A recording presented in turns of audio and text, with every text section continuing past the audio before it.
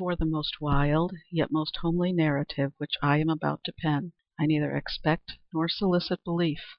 Mad indeed would I be to expect it in a case where my very senses reject their own evidence. Yet mad am I not, and very surely do I not dream.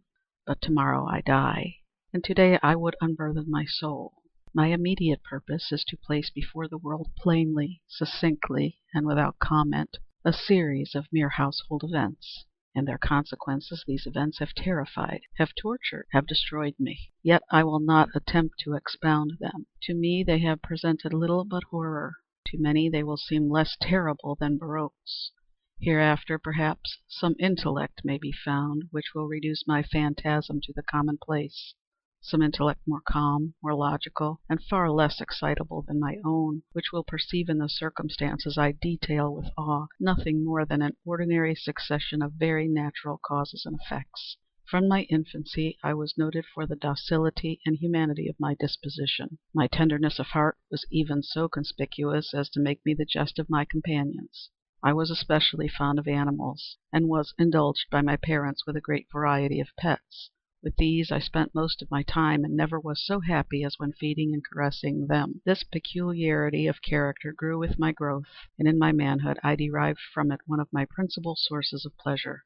To those who have cherished an affection for a faithful and sagacious dog, I need hardly be at the trouble of explaining the nature or the intensity of the gratification thus derivable. There is something in the unselfish and self-sacrificing love of a brute which goes directly to the heart of him who has had frequent occasion to test the paltry friendship and gossamer fidelity of mere man. I married early, and was able to find in my wife a disposition not uncongenial with my own. Observing my partiality for domestic pets, she lost no opportunity of procuring those of the most agreeable kind. We had birds, goldfish, a fine dog, rabbits, a small monkey, and a cat. This latter was a remarkably large and beautiful animal, entirely black, and sagacious to an astonishing degree. In speaking of his intelligence, my wife, who at heart was not a little tinctured with superstition, made frequent allusion to the ancient popular notion, which regarded all black cats as witches in disguise. Not that she was ever serious upon this point, and I mention the matter at all for no better reason than that it happens just now to be remembered. Pluto, this was the cat's name, was my favorite pet and playmate. I alone fed him, and he attended me wherever I went about the house. It was even with difficulty that I could prevent him from following me through the streets. Our friendship lasted in this manner for several years, during which my general temperament and character, through the instrumentality of the fiend intemperance, had, I blush to confess it, experienced a radical alteration for the worse. I grew day by day more moody, more irritable, more regardless of the feelings of others. I suffered myself to use intemperate language to my wife. At length I even offered her personal violence. My pets, of course, were made to feel the change in my disposition. I not only neglected but ill-used them. For Pluto, however, I still retained sufficient regard to restrain me from maltreating him, as I made no scruple of maltreating the rabbits, the monkey, or even the dog, when by accident or through affection they came in my way. But my disease grew upon me, for what disease is like alcohol? And at length even Pluto, who was now becoming old and consequently somewhat peevish, even Pluto began to experience the effects of my ill temper. One night, returning home, much intoxicated, from one of my haunts about town, I fancied that the cat avoided my presence. I seized him, when in his fright at my violence he inflicted a slight wound upon my hand with his teeth. The fury of the demon instantly possessed me. I knew myself no longer. My original soul seemed at once to take its flight from my body, and a more fiendish malevolence, gin-nurtured, thrilled every fibre of my frame. I took from my waistcoat pocket a penknife, opened it, grasped the poor beast by the throat, and deliberately cut one of the eyes from the socket. I blush, I burn, I shudder, while I pen the damnable atrocity. When reason returned with the morning, when I had slept off the fumes of the night's debauch, I experienced a sentiment half of horror, half of remorse for the crime of which I had been guilty, but it was at best a feeble and equivocal feeling, and the soul remained untouched. I again plunged into excess, and soon drowned in wine all memory of the deed. In the meantime the cat slowly recovered. The socket of the lost eye presented, it is true, a frightful appearance, but he no longer appeared to suffer any pain. He went about the house as usual, but, as might be expected, fled in extreme terror at my approach. I had so much of my old heart left as to be first grieved by this evident dislike on the part of the creature which had once so loved me. But this feeling soon gave place to irritation, and then came, as if to my final and irrevocable overthrow, the spirit of perverseness. Of this spirit philosophy takes no account. Yet I am not more sure that my soul lives than I am that perverseness is one of the primitive impulses of the human heart, one of the indivisible primary faculties, or sentiments, which give direction to the character of man. Who has not 100 times found himself committing a vile or a silly action for no other reason than because he knows he should not? Have we not a perpetual inclination, in the teeth of our best judgment, to violate that which is law merely because we understand it to be such? This spirit of perverseness, I say, came to my final overthrow. It was this unfathomable longing of the soul to vex itself, to offer violence to its own nature, to do wrong for the wrong's sake only, that urged me to continue and finally to consummate the injury I had inflicted upon the unoffending brute. One morning, in cool blood, I slipped a noose about its neck and hung it to the limb of a tree. Hung it with the tears streaming from my eyes and with the bitterest remorse at my heart. Hung it because I knew that it had loved me, and because I felt it had given me no reason of offense. Hung it because I knew that in so doing I was committing a sin, a deadly sin that would so jeopardize my immortal soul as to place it, if such a thing were possible, even beyond the reach of the infinite mercy of the most merciful and most terrible God. On the night of the day on which this cruel deed was done, I was aroused from sleep by the cry of fire. The curtains of my bed were in flames. The whole house was blazing. It was with great difficulty that my wife, a servant, and myself made our escape from the conflagration. The destruction was complete. My entire worldly wealth was swallowed up, and I resigned myself thenceforward to despair. I am above the weakness of seeking to establish a sequence of cause and effect between the disaster and the atrocity, but I am detailing a chain of facts, and wish not to leave even a possible link imperfect. On the day succeeding the fire I visited the ruins. The walls, with one exception, had fallen in. This exception was found in a compartment wall not very thick, which stood about the middle of the house, and against which had rested the head of my bed. The plastering had here in great measure resisted the action of the fire, a fact which I attributed to its having been recently spread. About this wall a dense crowd were collected, and many persons seemed to be examining a particular portion of it with very minute and eager attention. The words "strange," "singular," and other similar expressions excited my curiosity. I approached and saw, as if graven in bas relief upon the white surface, the figure of a gigantic cat. The impression was given with an accuracy truly marvelous. There was a rope about the animal's neck. When I first beheld this apparition, for I could scarcely regard it as less, my wonder and my terror were extreme. But at length reflection came to my aid. The cat, I remembered, had been hung in a garden adjacent to the house.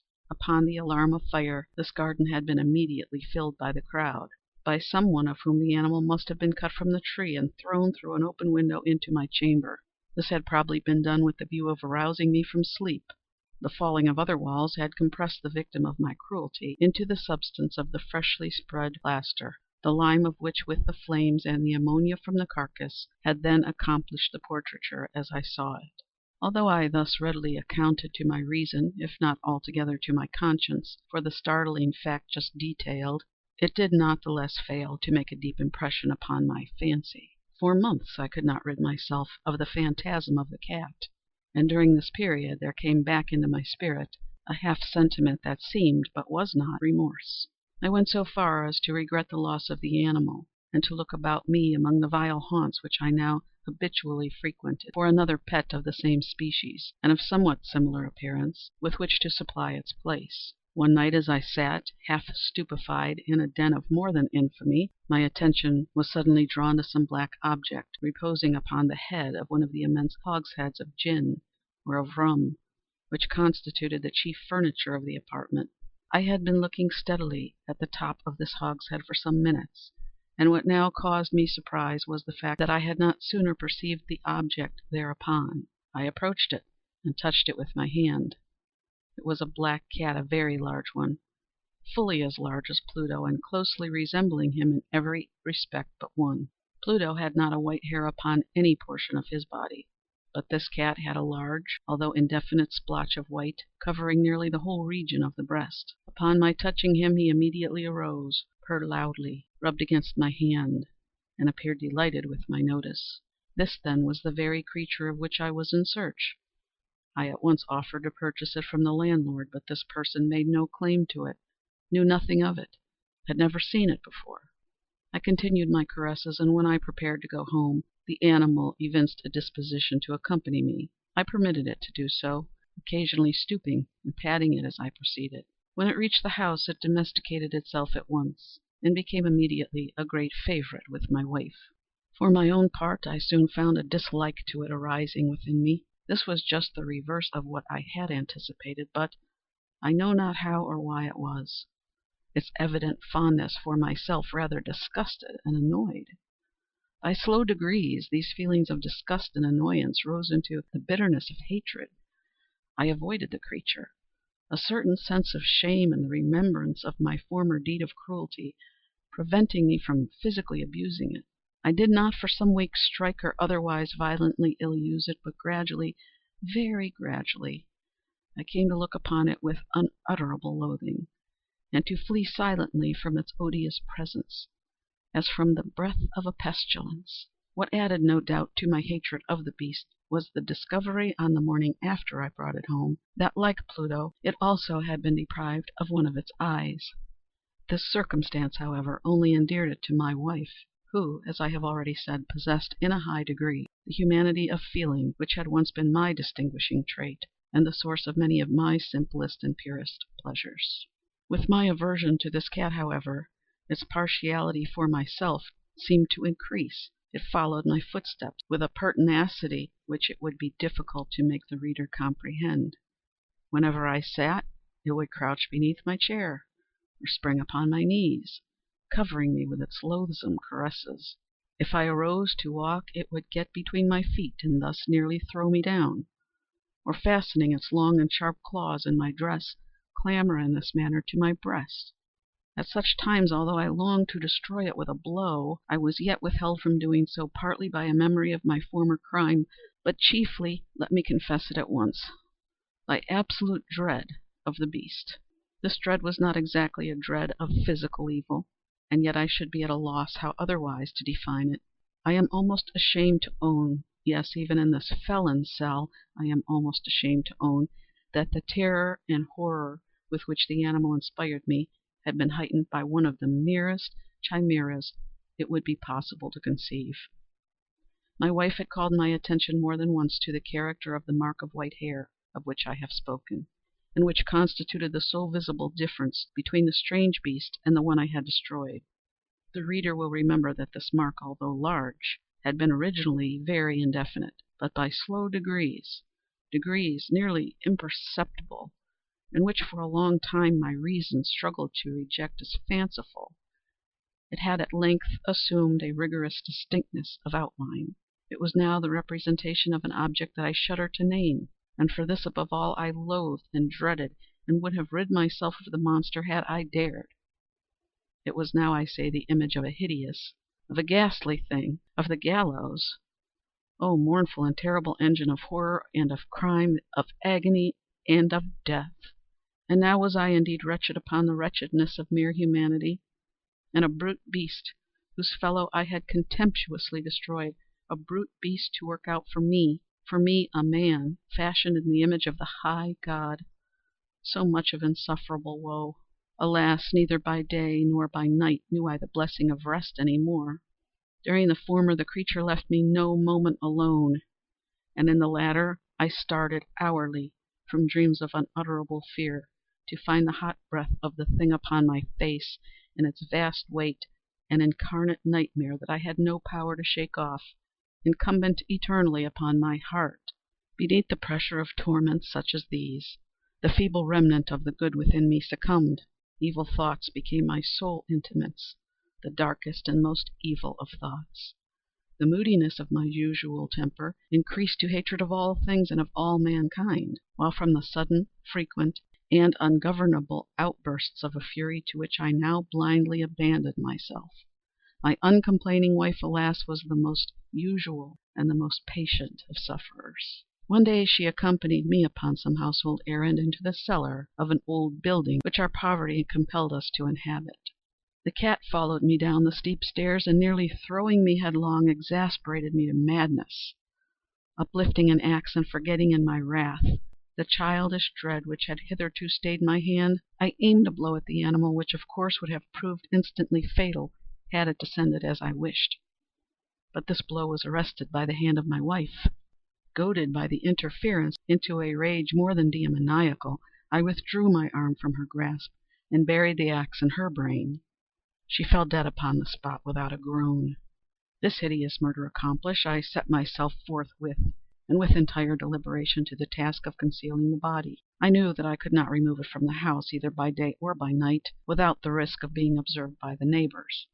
Many projects entered my mind. At one period I thought of cutting the corpse into minute fragments and destroying them by fire. At another I resolved to dig a grave for it in the floor of the cellar. Again I deliberated about casting it in the well of the yard, about packing it in a box, as if merchandise, with the usual arrangements, and so getting a porter to take it from the house. Finally I hit upon what I considered a far better expedient than either of these.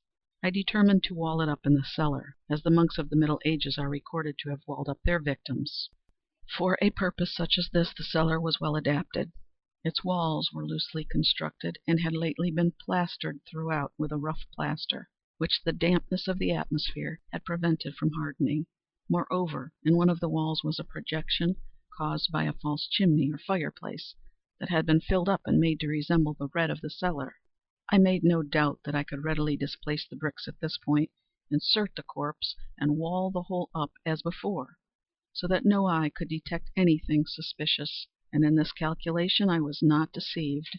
By means of a crowbar I easily dislodged the bricks, and having carefully deposited the body against the inner wall, I propped it in that position, while with little trouble I relaid the whole structure as it originally stood. Having procured mortar, sand, and hair, with every possible precaution, I prepared a plaster which could not be distinguished from the old, and with this I very carefully went over the new brickwork. When I had finished, I felt satisfied that all was right. The wall did not present the slightest appearance of having been disturbed. My rubbish on the floor was picked up with the minutest care. I looked around triumphantly, and said to myself, "Here at least, then, my labor has not been in vain."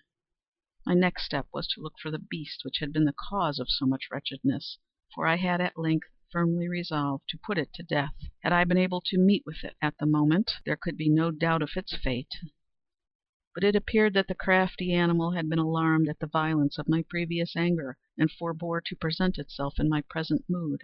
It is impossible to describe or to imagine the deep, the blissful sense of relief which the absence of the detested creature occasioned in my bosom. It did not make its appearance during the night.